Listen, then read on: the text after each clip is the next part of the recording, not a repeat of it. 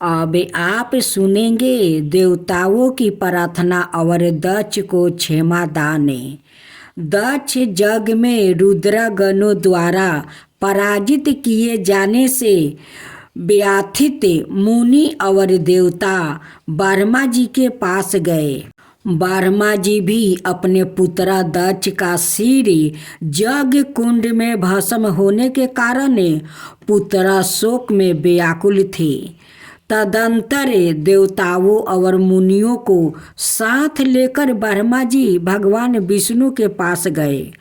ब्रह्मा जी ने भगवान विष्णु से कहा, प्रभु, भगवान रुद्र के आदेश से शिव गणों ने देवताओं का अंड भंड कर दिया है और दक्ष का सिर जग कुंड में भस्म करके उनके जग को नष्ट भ्रष्ट कर डाला। देव जिस प्रकार से जग पूर्ण हो, दक्ष और उनके ऋण तीवक जीवित हो जाए और सारे मुनियों और देवता सुखी हो जाए, वैसा उपाय कीजिए। रामनाथ, हम सभी लोग आपकी शरण में आया है। भगवान विष्णु ने कहा, विधाता, समस्त देवता और मुनि भगवान शिव के अपराधी है, क्योंकि इन लोगों ने उन्हें जग का भाग नहीं दिया। अब तुम लोग शुद्ध हृदय से शीघ्र प्रसन्न होने वाले उन्हीं भगवान परमेश्वर को प्रसन्न करने का प्रयत्न करो। वो क्षण मात्रा में कृपित होकर संपूर्ण जगत का वो नाश कर देते हैं।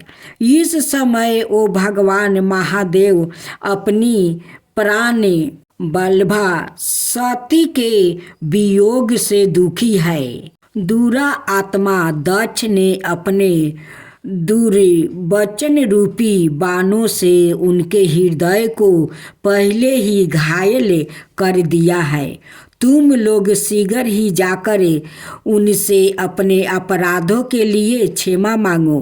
भगवान शंकर असुतोष है, वो अपने जनों द्वारा अपने प्रति किए गए अपराध का घायल ना करे उन्हें क्षमा कर देते हैं। मैं भी तुम लोगों के साथ भगवान शिव के निवास पर चलूँगा और तुम्हारे लिए उनसे क्षमा मांगूंगा। तदंतर श्री हरि सबको साथ लेकर भगवान शिव के पवित्र धाम कैलाश गया। कैलाश पर परम रमणीय देवी बट वृक्ष के नीचे सबने भगवान शंकर को विराजमान देखा। शिव भक्तों में तत्पर रहने वाले सनकादि ऋषि प्रसन्नता पूर्वक परमेश्वर की सेवा में बैठे हुए थे। भगवान शिव का श्री विग्रह परम शांत दिखाई देता था। भस्म आदि से उनके अंगों की बड़ी शोभा हो रही थी। इस दिव्य रूप में परमेश्वर का दर्शन करके विष्णु सहित सभी देवताओं ने हाथ जोड़कर उन्हें प्रणाम किया और उनकी स्तुति करते हुए वो कहने लगा, परमेश्वर, आप संपूर्ण सृष्टि के आदि कारण हैं। आपके भय से बाहु चलती है, सूर्य तपते हैं और मृत्यु संहार करती है। हे परमेश्वर, हम लोग अत्यंत दुखी और दीन होकर आपकी शरण में आया है। आप हमारी रक्षा कीजिए। आप शीघ्र कृपा करके दक्ष के अपूर्ण जग को पूर्ण कर उसे जीवन दान दीजिए। भाग की आंखें, पुष्पा के दांत, बिरगु की दाढ़ी, मोछ और देवताओं के अंग पूर्ववंत ठीक हो जाए।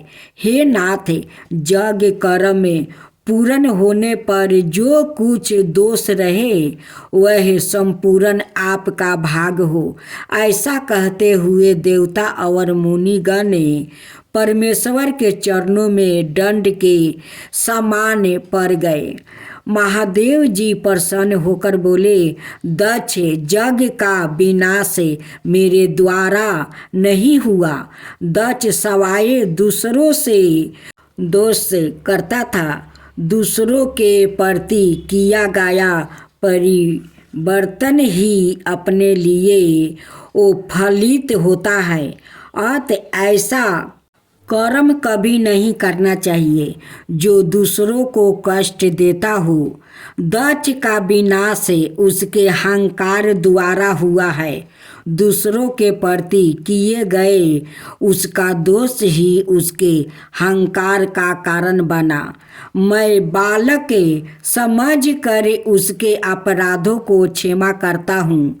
भगवान शिव ने ऐसा कहकर देवताओं और मुनियों के अंग ठीक कर दिया और दक्ष के सिर की जगह बकरा का सिर जोड़कर उसे जीवन दान दिया और दक्ष यज्ञ को संपन्न करवा दिया। इस प्रकार भगवान शिव का कोप भी करुणा का कारण बना। परमेश्वर के संहार के पीछे भी उनकी दया का सीमा सागर लहराता रहता है। अब पार्वती जन्म कथा।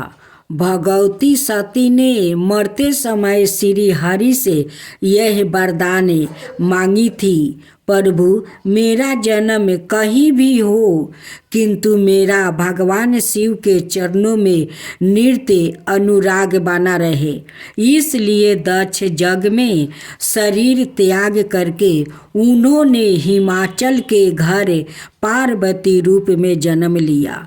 उमा के जन्म लेते ही संपूर्ण सिद्धियों और संपत्तियों ने हिमालय को अपना घर बना लिया। मुनियों ने जहाँ तहाँ आश्रम में बना लिया। वृक्ष सादा पुष्प फल से युक्त हो गया और नदियों में पवित्र जल बहने लगा। सब जीवों ने अपना पारस्परिक बैर छोड़ दिया। ऐसा लगता था जैसे प्रकृति देवी ने अपनी स्वामिनी का स्वागत करने के लिए अपना हृदय खोलकर उनके चरणों में भेंट कर दिया हो। हिमवन और मैना के आनंद की कोई सीमा नहीं रही। नृत्य नए नए मंडलों उत्साह होने लगा। भगवती शिव के जन्म का समाचार सुनकर देव ऋषि नारद उनके दर्शन के लिए हिमालय के घर पधारे। पर्वतराज ने अपने को धन माना और देव ऋषि का भरपूर स्वागत किया। अपनी कन्या का भविष्य जानने की इच्छा से उन्होंने उनसे मुनि के चरणों में प्रणाम करवाया। उसके बाद उन्होंने हाथ जोड़कर कहा, मुनिवर आप भूत वर्तमान और भविष्य के गाता है और आप हृदय में विचार कर इस कन्या के दोष और गुण बताइए। देव ऋषि नारद ने कहा, गिरिराज तुम्हारी कन्या संपूर्ण गुणों की खान और शुभ लक्षणों से युक्त है। यह अपने पति को अत्यंत ही प्रिय होगी। इसका सुहाग सादा अचल होगा और यह माता पिता का यश बढ़ाएगी। इसका नाम उमा होगा। अब इसमें जो 2-4 अवगुण है उन्हें भी सुन लो। इसे मनहीन माता पिता विहीन नगन और मंडल भेष वाला पति मिलेगा, परंतु मैंने वर के जो दोष गिनाया है वो सभी शिव जी में है। और यदि उमा तपस्या करे और इसका विवाह शिव जी के साथ हो जाए तो यह अवगुण भी गुण हो जाएंगे, ऐसा मेरा विश्वास है। तुम्हारी कन्या के लिए शंभू जी को छोड़कर और कोई उपयोगित वर नहीं है, इसलिए आप कन्या के कल्याण के लिए तुम इसे तप की शिक्षा दो। धीरे धीरे भगवती उमा किशोरावस्था को प्राप्ति हो गई और उनका शिव जी के प्रति अनुराग भी बढ़ता गया। एक दिन माता पिता का आदेश प्राप्ति कर उमा भगवान शंकर को पति रूप में प्राप्ति करने के लिए तप हेतु वन में चली गई। पार्वती जी का सुकुमार शरीर अधापि तप के योग नहीं था, तथापि शिव चरणों का स्मरण करके वो घोर तप करने लगी। उन्होंने समस्त भोगों को त्याग दिया। उस समय भगवती उमा साक्षात तपस्या ही प्रतीत हो रही थी। भगवान शिव के चरणों में उनका नृत्य नवीन अनुराग बढ़ने लगा। तप में वो इतनी लीन हो गई कि शरीर की सारी सुधि बिसर गई। उन्होंने 1000 बरस मूल और फल खाकर बिताया। कुछ दिन कठोर तपस्या किया और कुछ दिन केवल जल और बाहु का सेवन किया। 3000 बरस तक वो केवल सूखे बेलपत्र खाकर रही, फिर भी उसको भी छोड़ दिया, जिससे उनका एक नाम अन्नपूर्णा पड़ा। उन्होंने नृत्य प्रति बढ़ते तप के प्रभाव से एक दिन आकाशवाणी हुई, हे गिरिराज कुमारी, तुम्हारा तप सफल हुआ। तुम्हें निश्चय ही भगवान शिव पति रूप में प्राप्ति होंगे। इतना कठोर तप करने वाली विश्व में आज तक कोई पैदा नहीं हुआ। जब तुम्हारे पिताजी तुम्हें बुलाने आवे तब घर चली जाना, और जब तुम्हें शपथ ऋषि मिले तब इस वाणी को सत्य समझना। आकाशवाणी सुनकर पार्वती जी परम प्रसन्न हुई। भगवान शिव मिलेंगे यह सोच कर उनका रोम रोम पुलित हो गया। अब काम दाहन का था। भगवान शिव के आदेश से शपथ ऋषि भगवती पार्वती की परीक्षा लेने गए। उन्होंने पार्वती जी से पूछा, देवी, यह कठोर तप तुम किसके लिए कर रही हो? पार्वती जी ने उत्तर दिया, ऋषियों, मेरे तप का उद्देश्य सदा शिव को पति रूप में प्राप्ति करना है। ऋषियों ने कहा, देवी, नारद ने तुम्हारी बुद्धि को बिगाड़ दिया है। तुम ऐसे पति के लिए तप कर रही हो जो उदासीनी अंगल भेष वाला, गुणहीन और शरीर पर सांपों की माला धारण करने वाला है। हमने तुम्हारे लिए उपयोगित वर का चयन किया है। वो अत्यंत सुंदर, सबर गुण संपन्न और वैकुंठ धीपति है। पार्वती बोली, ऋषियों, मेरा शरीर पर्वत से उत्पन्न हुआ है, इसलिए शरीर भले ही छूट जाए, हड्ड नहीं छूट सकता। मेरा इसी जन्म में ही नहीं अपितु करोड़ों जन्मों के लिए यही हद है कि यह तो मैं भगवान शिव से विवाह करूंगी या फिर कुंवारी ही रह जाऊंगी। ऋषियों ने भगवती पार्वती को जगदम्बा जानकर प्रणाम किया और परमेश्वर शिव को सब समाचार बताया। जिसे सुनकर महादेव परम प्रसन्न हुआ। तदंतर शिव जी समाधि अस्थ हो गया। उसी समय तारक नाम का एक दंत असुर हुआ। उसने अपने अथाह बल और प्रचंड तेज से समस्त लोक और लोकपालों को जीत लिया। देवता लोक पराजित होकर दर दर भटकने लगा। तारक सूर को वरदान प्राप्ति था कि भगवान शंकर के वीर्य से उत्पन्न पुत्रा द्वारा ही उसकी मृत्यु होगी। देवगण अपनी समस्या लेकर ब्रह्मा जी के पास पहुँचे और उनसे अपना दुख बताया। ब्रह्मा जी ने कहा कि तुम लोग किसी तरह प्रयत्न करके कामदेव को भगवान शिव के पास भेजो, जो उनके मन में वो शोभे उत्पन्न करके उन्हें समाधि से विचलित करे।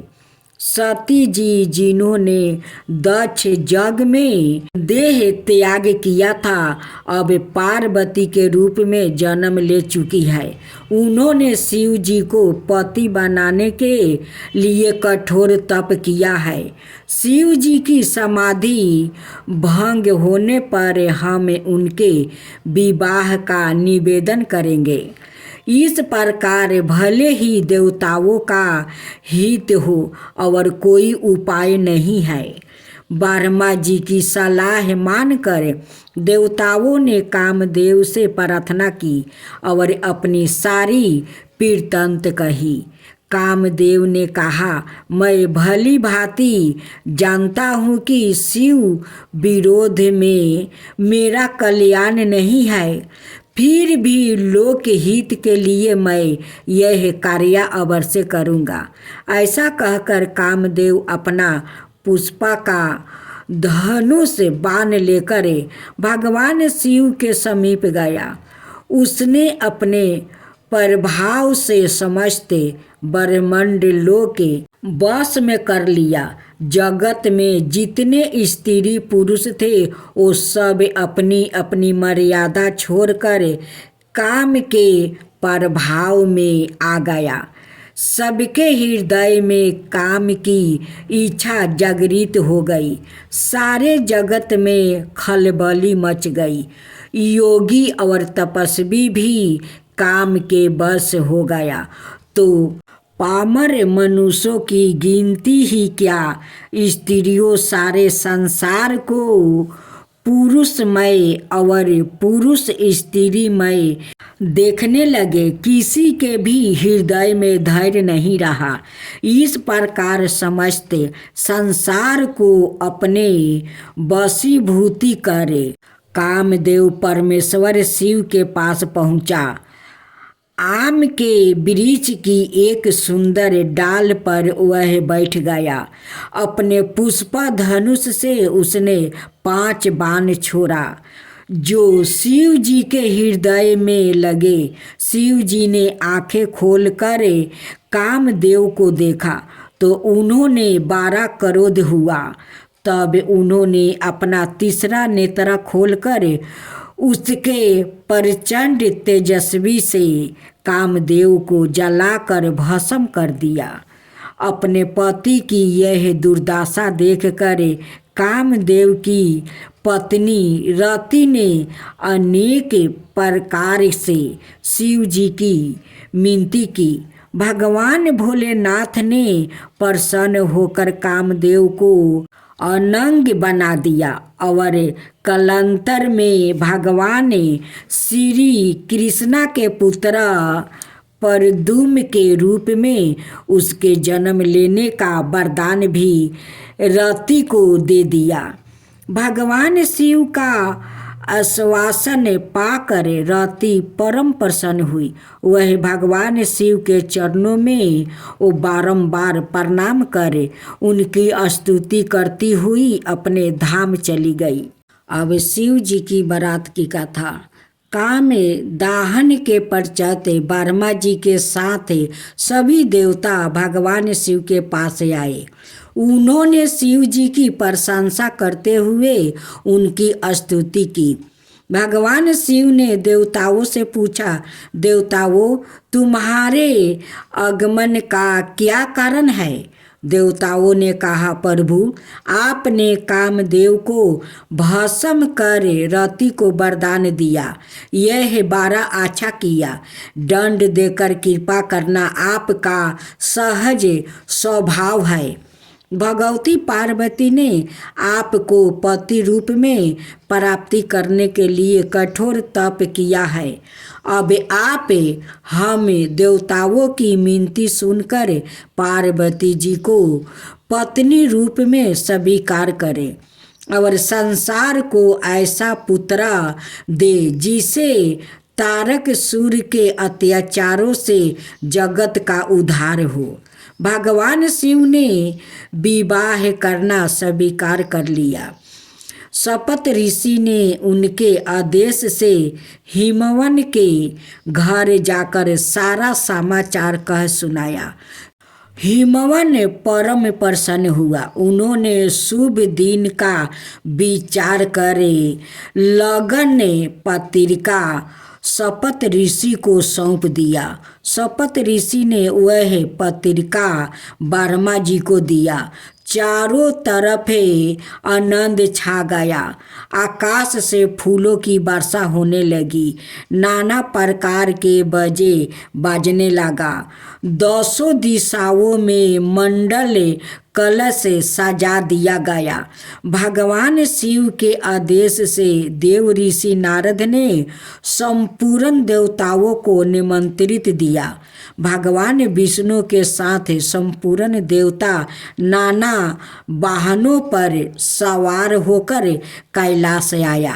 ब्रह्मा जी ने विधि पूर्वक मंडप स्थापन, नंदी मुख, श्रद्धा आदि के साथ मंडली का कीर्तन शिव जी से संपन्न करवाया। शिव गणों ने नाना प्रकार से भगवान शिव का श्रृंगार किया।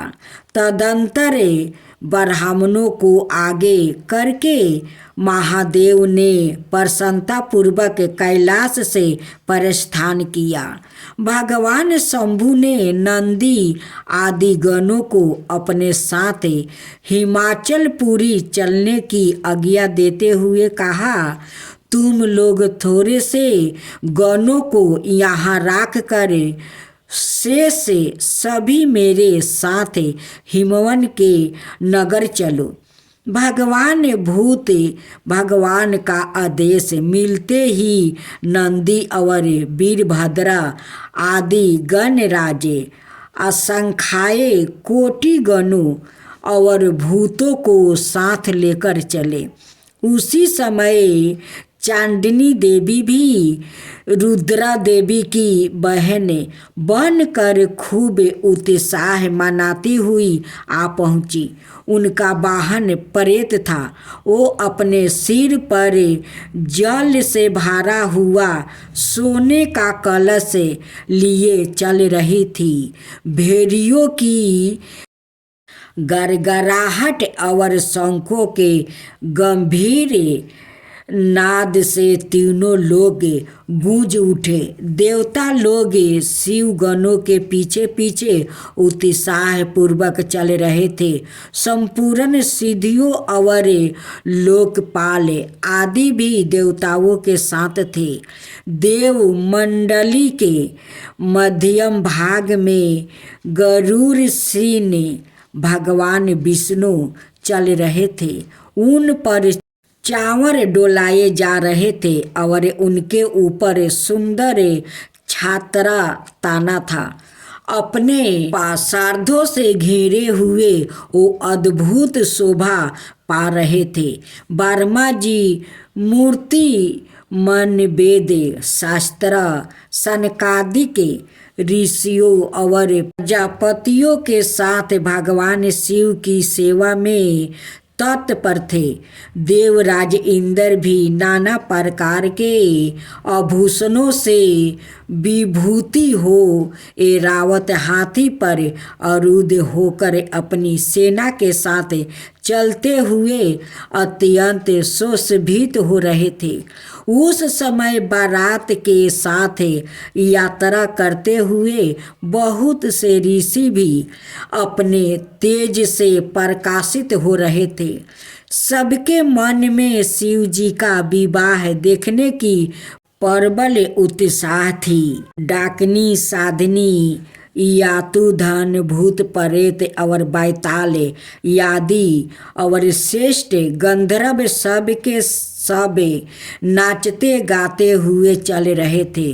संपूर्ण मातुकाए, देवकन्या, देवादानाए आदि भी शंकर जी के विवाह में सम्मिलित होने के लिए बड़ी प्रसन्नता से चल रही थी। सबके बीच में वृषभा पर सवार भगवान महादेव अद्भुत शोभा पा रहे थे। इस प्रकार अनेक प्रकार से आनंद मनाती हुई यह विचित्रा बारात हिमवन के नगर समीप पहुंची। अब शिव परीक्षण का था। नगर के निकट पहुंचकर भगवान शिव ने देव ऋषि नारद को हिमाचल के घर भेजा। उन्होंने हिमाचल को बारात के आगमन की सूचना दी। हिमवन ने जब यह सुना कि सर्वव्यापी शिव मेरे नगर के निकट आ पहुँचे हैं, तब उनकी प्रसन्नता का ठिकाना न रहा। बहुत सा सामान इकट्ठा करके और ब्राह्मणों और पर्वतों को साथ लेकर वो भगवान सदा शिव की अगवानी करने चले। वृषभारूढ़ भगवान शिव का दर्शन कर हिमवन धन हो गया। करोड़ों कामदेव की छवि को मलिन करने वाले परमेश्वर की शोभा अद्भुत थी। उनके दिव्य अंगों के प्रकाश संपूर्ण दिशाओं प्रकाशित हो रही थी। उनका श्री अंग नितुन रेशमी वस्तु सुशोभित था। उनके मस्तक का दिव्या मटु के नाना रत्नों से जारा हुआ था, जिससे आँखों को चौधिया देने वाला प्रकाश निकल रहा था। आभूषण बने हुए सर्प उनकी अंग का कांति को दोगुनित कर रहे थे। गिरिराज ने सबको सादर प्रणाम किया। तदंतर भगवान शिव की आज्ञा से बाराती अगवानी करते हुए वो अपने नगर की ओर चले। हिमवन के पीछे महादेव जी अपने बारातियों के साथ शीघ्रता पूर्वक चलने लगा। पार्वती की माता मैना के भीतर हंकार था।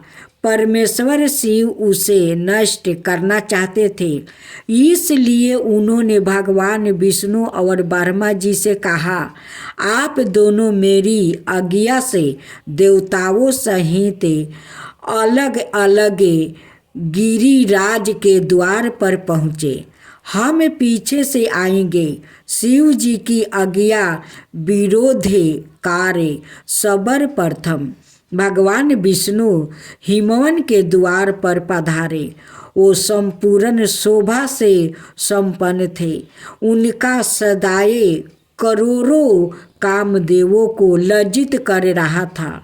उन्होंने देखकर मैना के नेत्र चकोर बन गया। उन्होंने मुखदित होकर नारद जी से पूछा, नारद, क्या ये मेरी पार्वती को पति है? नारद जी बोले, देवी, यह शिव के पति नहीं, ये तो भगवान श्री हरि है। यह भगवान शिव के संपूर्ण कर्मों के अधिकारी और उनके प्रिय है। शिव के पति तो इनसे भी बढ़कर है। उनकी शोभा का वर्णन ही नहीं हो सकता।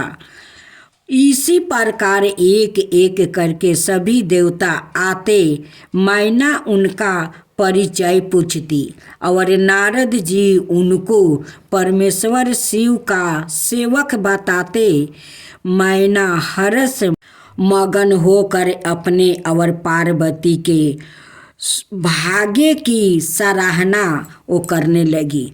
उसी समय मैना का अहंकार चूर करने के उद्देश्य से अद्भुत भेष में परमेश्वर शिव पधारे। वो सवाए तो अद्भुत ही थे, उनके अनुचर और भी अद्भुत थे। कुछ के मुख टेढ़े थे तो कुछ अत्यंत करूपा दिखाई देते थे, कुछ लंगड़े थे तो कुछ अंधे, कुछ के मुख ही नहीं थे तो कुछ बहुत मुख वाले थे। सभी विचित्रा वेशभूषा धारण किए थे।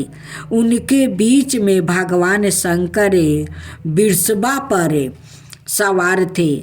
उनके 5 मुख थे और प्रत्येक मुख पर 3-3 नेत्र थे।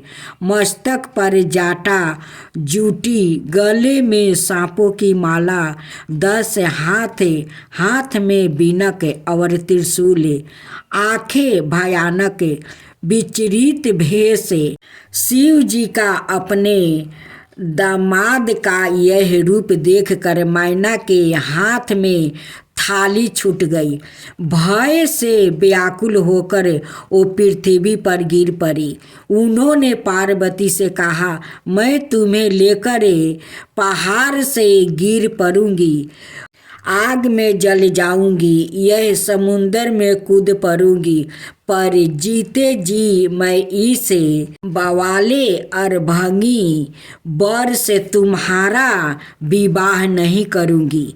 मैना का अहंकार मर्दन करे। भगवान शिव ने उन पर कृपा की। उन्होंने करोड़ों कामदेव को लज्जित करने वाला दिव्या स्वरूप धारण किया। उस परमानंद दायक शिव स्वरूप का दर्शन करके मैना धन्य हो गई। वो अपने दामाद की शोभा देखती हुई उनकी आरती उतारी और घर में चली गई।